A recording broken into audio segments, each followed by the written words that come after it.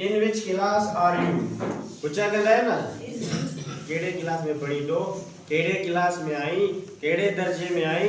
तो उन्हें जिला इंग्लिश में सवाल जाए in which class are you या बे तरीके से पूछा गया है in which class do you study या in which class do you read okay इन्हें जो जवाब चाहे माँ 6 क्लास में आया माँ 7 क्लास में आया माँ 8 क्लास में आया जे क्लास में आया I am in class 6 I am in class 7 I am in class 8 I am in class 9 I am in class 10 question where do you live जे कटाए को नव मानू तमासा अच्छे मिले नव दोस्त तमाने का पूछा के ना किते रहो था ठीक है किते जा रहो बाबा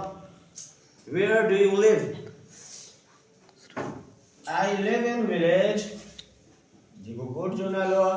I live in village फिरोशा Parsi I live in village Isa Khan बिरोई I live in village ओत फकीर जेको गोट जो ना लो तवाके ओ बुधायो ओके जवाब में I live in village का पूछ जेको गोट जो ना लो बुधायो